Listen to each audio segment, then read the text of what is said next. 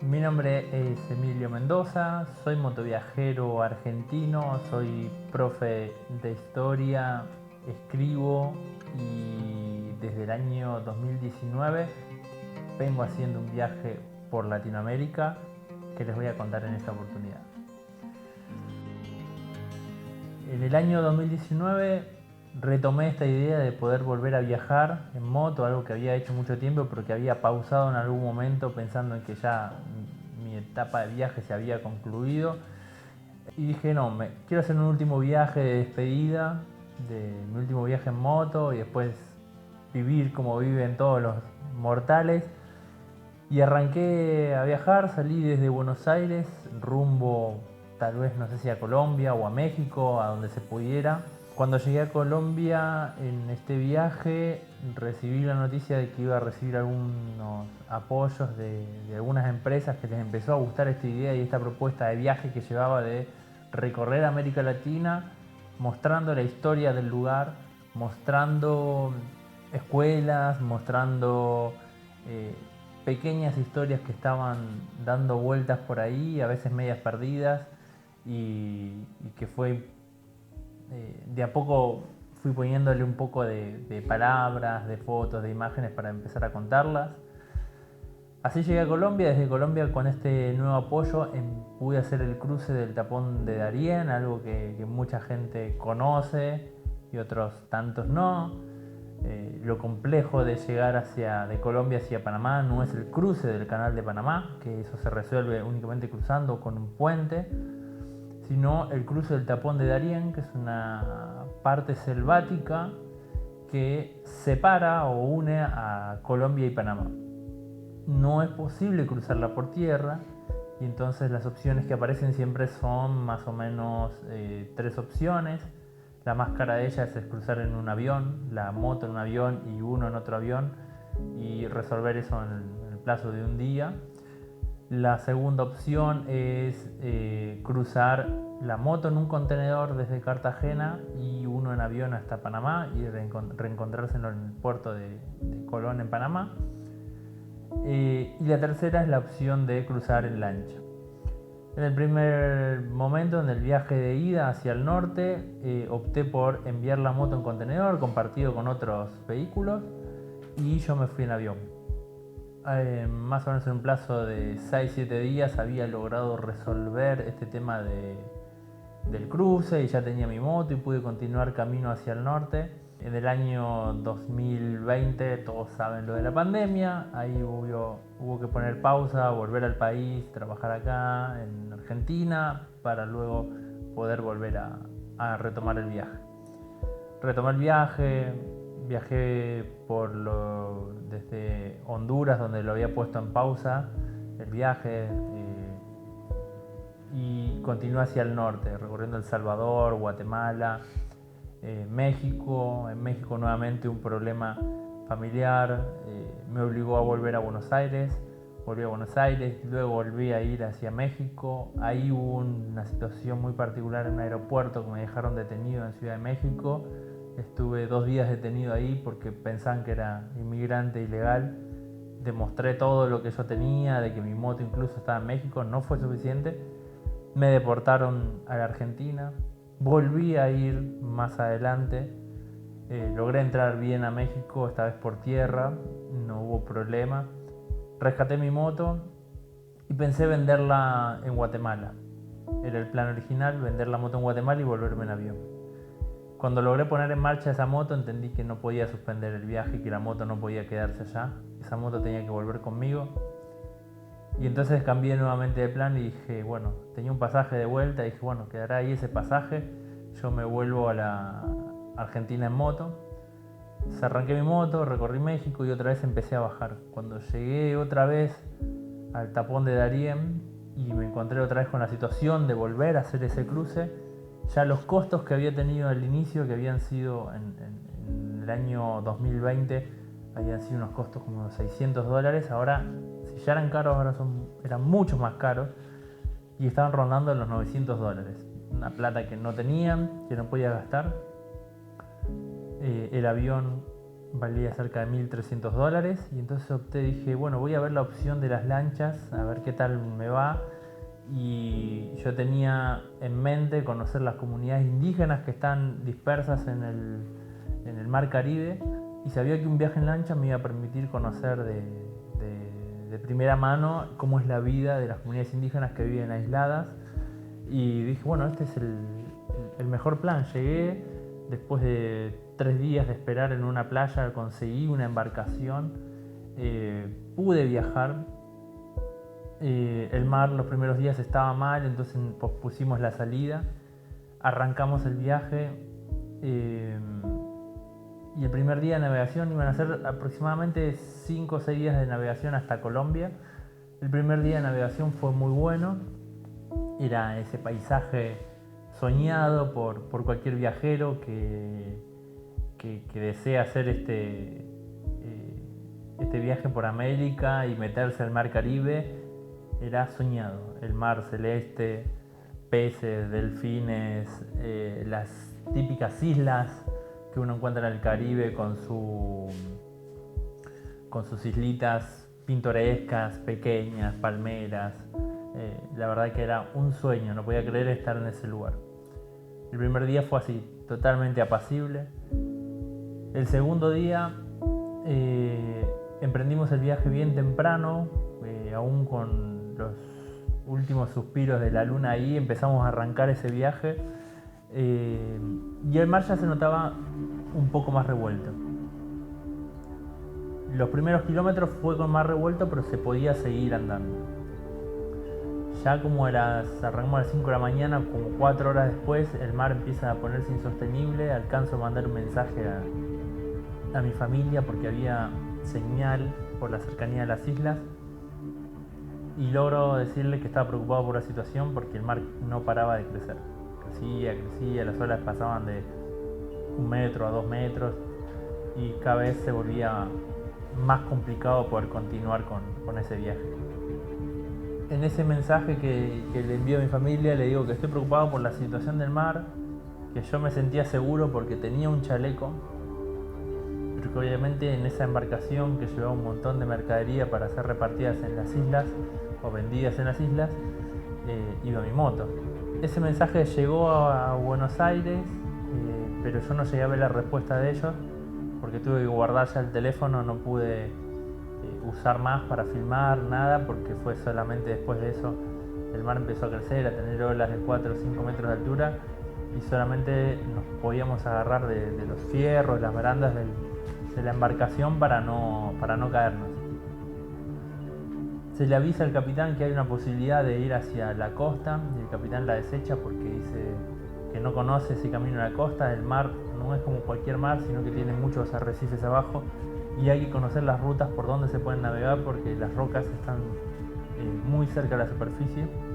Seguimos navegando, el capitán seguía con la ambición de llegar esa noche a un lugar donde se iba a celebrar un carnaval y él tenía que entregar esa carga para ese carnaval, ¿no? Ahí viajaban paquetes de cerveza, de gaseosas, comida y él tenía que entregar ese cargamento y además quería pasar su noche de carnaval ahí. Continuamos el viaje a pesar de la situación, sin posibilidad ya de retornar porque el combustible que llevábamos era bastante justo, entonces no había como margen de acción. Continuamos el viaje más o menos a unos 3 kilómetros de la costa. Uno de los motores empieza a fallar, ya vino fallando todo el viaje, pero con ese oleaje directamente no arrancó. El capitán le pide a uno de sus ayudantes que intente ponerlo en marcha, no logra. La embarcación empieza a bajar su altura por la cantidad de agua que estaba entrando por el oleaje. Envía a otro de los ayudantes a revisar cómo estaba el tema del agua. Tiempo después, cuando hablo con ese ayudante, me dice que él, cuando logra entrar en la parte del barco que había ido a inspeccionar, tenía el agua hasta la rodilla. Entonces, que él ya había entendido en ese momento de que no íbamos a salir de ahí. En ese momento viene otra ola y moja o tapa el segundo motor y ya nos quedamos sin motores. Como no sé absolutamente nada de náutica, dije, una embarcación sin motores es una embarcación que no avanza, pero es una embarcación que flota. Pero no era así. en el instante en que se para el motor, él le avisa a uno de sus ayudantes que mande mensaje para avisar que nos hundimos. O manda mensaje que nos hundimos. Y ahí fue como un momento de shock, porque uno siempre tiene la esperanza de que pase algo, y en ese momento entender que ya está, que se acabó, que la moto se va a ir al fondo del mar. Y ni siquiera preocupado por uno preocupado por la moto hasta ese momento. No podíamos creer que eso pasara. Rápidamente le aviso, viajaba conmigo un estadounidense y un francés. Le aviso al estadounidense que el viaje se había acabado, mi precario inglés llegó a decirle finish. Y me dice, se acabó. Y yo, se acabó, vamos. Él se tira al agua. El francés fue un poco más difícil la comunicación, pero entre señas y viendo que la embarcación empezaba a ceder, se enteró, salió. Yo cuando quiero salir veo que uno de los cabos que estaban ahí sueltos se me había enredado en la pierna. Me lo desato rápido por suerte y logro saltar de la embarcación. Junto con el francés fuimos los últimos en salir. El capitán, contrario a lo que dicen todas las películas o seguramente los manuales, fue el primero en saltar al agua. Se tiró primero y se alejó de la embarcación. Los dos que quedamos para el final no nos pudimos alejar mucho, y tal como uno lo ve en la película, existe ese momento de succión donde la embarcación te chupa para abajo, pero como no era una embarcación tan grande, no nos llevó tan al fondo y nos largó rápido porque llevamos chalecos salvavidas. Y a partir de ahí empezó todo este momento de que uno aún hoy no puede entender, que no puede dimensionar de todo lo que ocurrió.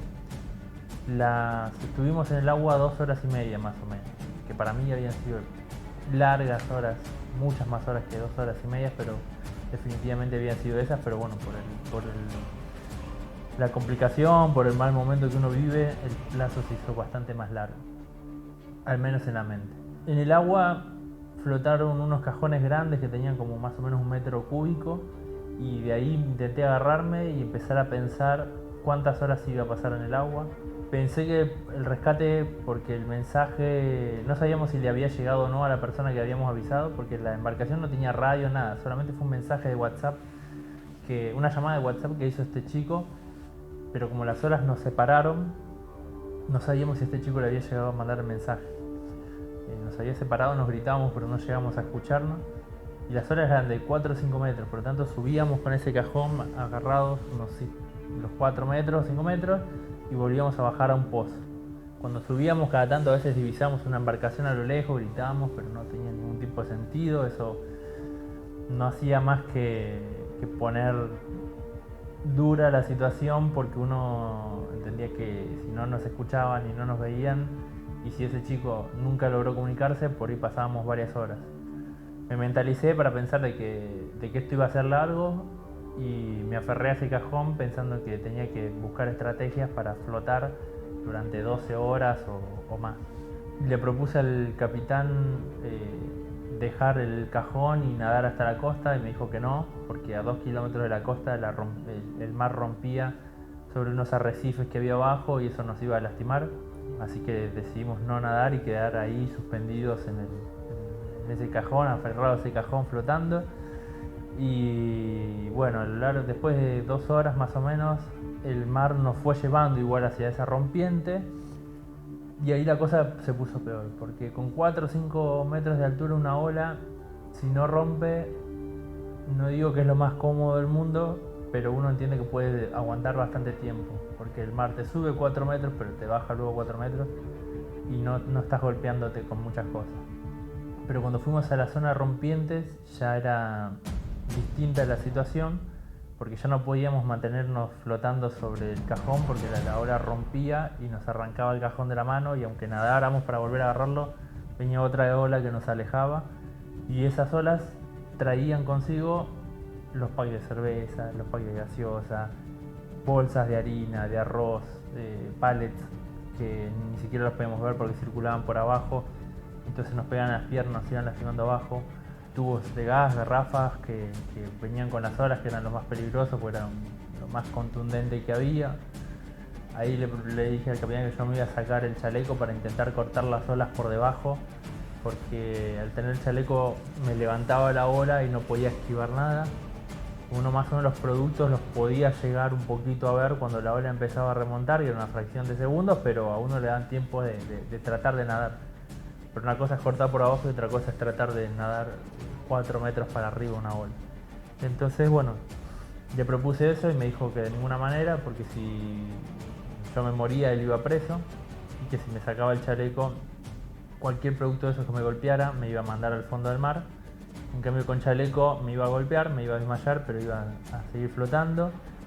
Entonces iba a ser más fácil el rescate del cuerpo o de lo que sea que haya que rescatar.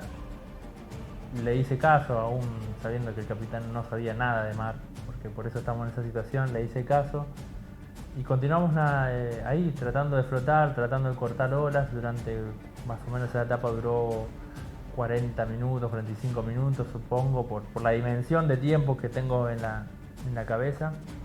Ahí sí pensé que dejé de pensar en la moto, dejé de pensar en el viaje, dejé de pensar en todo y pensé en sobrevivir. Ahí ya tenía muy en claro que las 12 horas que pensaba que podía aguantar aferrado a ese cascón, ya no iba a aguantar 12 horas, y si el rescate no era rápido, en cuestión de minutos o horas, o el primer golpe que recibiera en la cabeza, se acababa todo. Entonces ahí sí me preocupé realmente un poco más por mi vida. Pero bueno, no había tiempo para preocupación o para dramatizar, porque había que hacer cosas, había que nadar, había que flotar, había que esquivar cosas. Entonces, al uno tener todavía un margen de cosas para hacer, no se puede concentrar en todo lo que está pasando en el entorno o en el momento que está viviendo.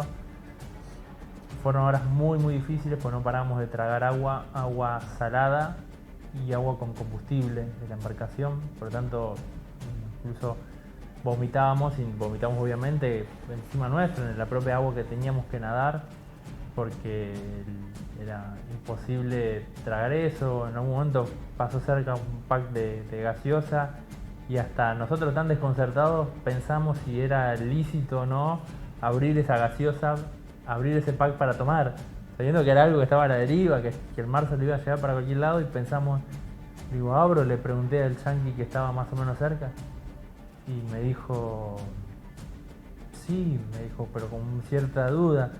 Y bueno, lo tomamos, y tomamos una gaseosa sin pagar, y estar en esa situación no podíamos creer hoy pienso que no podía creer estar pensando en eso.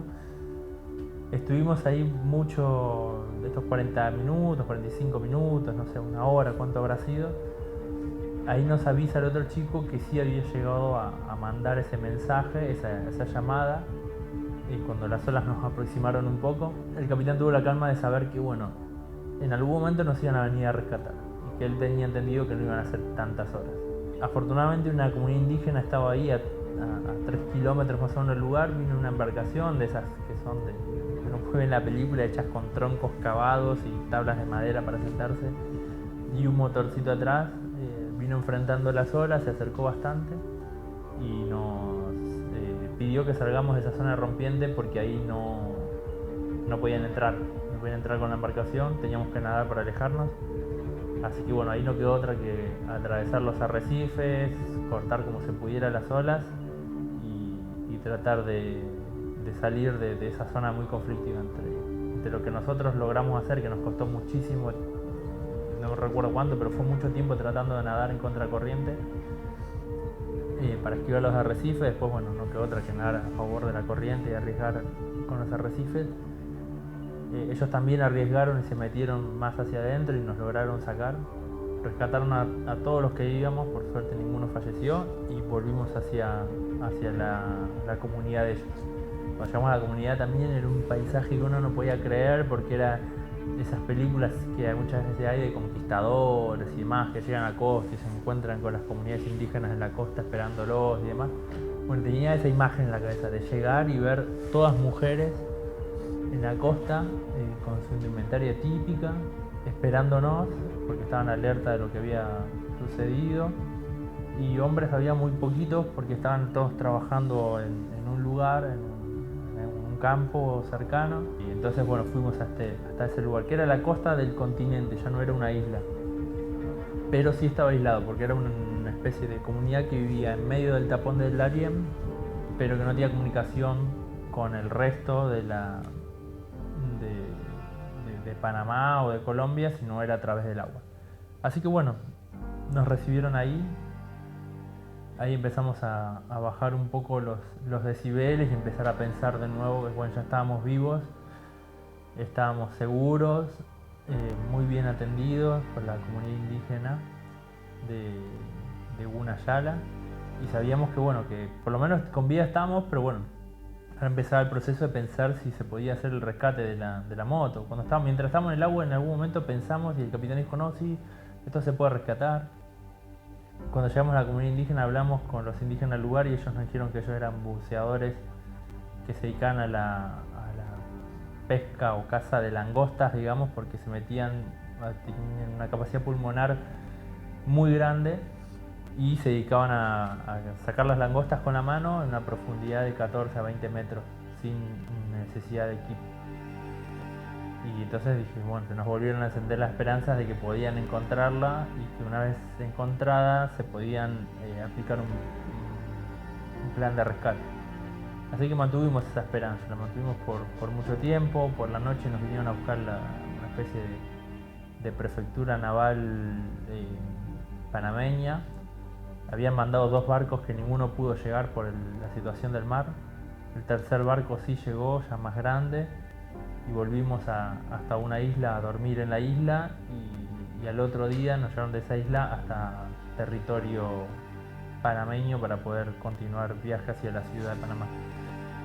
Ahí ya en la ciudad de Panamá volví a ponerme en contacto con alguna gente que se había puesto, ya estaba al tanto, yo no sabía porque no tenía comunicación, lo único que llegué a hacer es mandar un mensaje a Buenos Aires con un teléfono prestado ahí en la comunidad indígena, decir, me pasó esto. Se hundió el barco, ese miedo que tenía fue real, se hundió el barco, perdí todo, no tengo absolutamente nada. Y entonces se habían puesto en contacto ya con la embajada argentina en Panamá, se habían puesto en contacto con otros motociclistas, o sea que todo el mundo ya estaba al tanto, la marca de la moto estaba al tanto y estaban todos en comunicación entre ellos, pero obviamente yo estaba así incomunicado. Bueno, cuando logré reponer un teléfono con unos dólares que me prestó un amigo que estaba ahí en Panamá, empecé a estar en contacto y a ver la dimensión de lo que había tenido que atravesar, porque la gente estaba como loca, uno estaba metido ahí, ya no sabe, pero bueno, cuando empezás a hablar, empezás a entender y te hacen preguntas de cosas que uno jamás pensó. Una periodista me pregunta si no había tenido miedo a los tiburones, y yo jamás había pensado en que ese mar estaba repleto de tiburones y mantarrayas, pero en ese momento en lo que menos uno piensa es que puede ser comido por un tiburón porque tenés tantos problemas que ese ni lo llegás a pensar.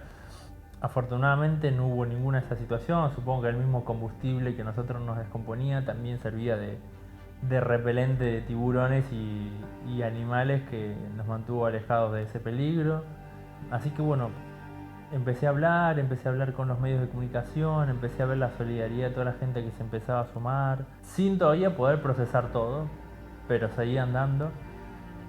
Y ahí empecé a ver toda la solidaridad, por ejemplo, de motociclistas, de gente que no era motociclista, pero de un grupo de motociclistas en menos de 4 días me habían juntado $600 para poder volver a mi país. Yo tenía medio pagado un pasaje para volver porque mi plan inicial, como les decía, había sido volverme en avión.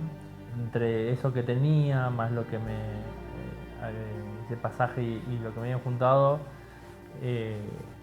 logré volver a Buenos Aires, reencontrarme con la familia, con los afectos y demás, y continuar con esto de seguir trabajando con entrevistas y demás, que ayudaron en parte a empezar a procesar y a pensar en todo lo que me había ocurrido. Ahora en C5N, esta es la historia de Emilio, a quien ya mismo voy a saludar. La Latina con su motocicleta. ¿Estás varado, Emilio? Nada más. Emilio, buenas tardes. Maxi Leniani te saluda. ¿Cómo va? ¿Qué tal, Maxi? Me acuerdo que en un momento de estar en Panamá y de estar hablando con un medio de comunicación, me preguntan qué necesitaba. Y yo era tal la angustia que tenía de estar solo ahí, más allá de toda la solidaridad, que en vez de pensar en que me decían qué necesitaba de productos, de dinero o demás, lo único que pensaba era en la angustia que tenía, y mi respuesta fue ante la pregunta de qué necesitaba, le respondí llorar, solamente.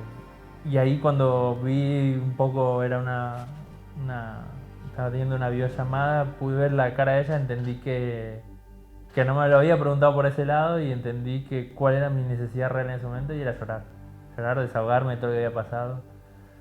Y después de volver a Buenos Aires pasaron muchos meses hasta que logré llorar y desahogarme un poco. Pero a veces la situación de caos no me lo permitía, y también estaba bastante solo allá, entonces era complicado. Una experiencia bastante traumática, pero que me abrió las puertas hacia otras cosas, hacia otros aprendizajes. La solidaridad latinoamericana desde el minuto uno que se enteraron, los motociclistas donando dinero para poder ayudarme, gente de lugares que no conozco, de países que jamás he visitado en mi vida, de otros continentes, me habían donado plata. Recuerdo que cuando entré a ver lo que habían donado en una cuenta, había alguien que había donado 80 pesos argentinos, que son, no sé, menos de 10 centavos de dólar o 10 centavos de dólar.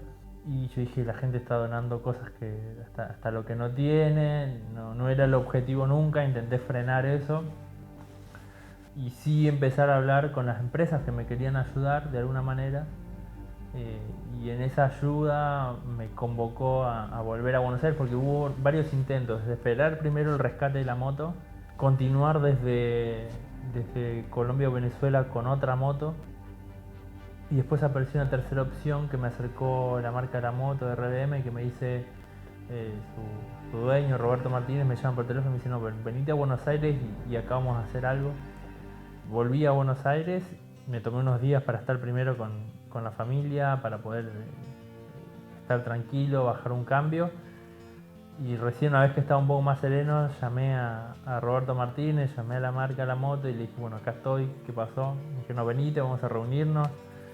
Nos reunimos, estuvimos ahí charlando un rato y me anunciaron que me iban a regalar una moto, que esa moto todavía no está en el país, que esa unidad iba a llegar a la Argentina en 2 meses, que si quería una de las motos que ya estaban, ellos me la iban a dar, pero que les gustaría que tenga la primera unidad de esas motos cuando llegue a la Argentina. Podía esperar mejor porque quería que sea embajador de la marca de ese modelo de moto y que lleve la primera unidad ensamblada en Argentina. Hola Emilio, bueno, lamentablemente no pude esperar. Como sabrás, soy una persona muy ansiosa y quería ver el armado. Después cuando vengas verás otra, pero bueno, esta es tu moto, mirá. Tu moto ya nació,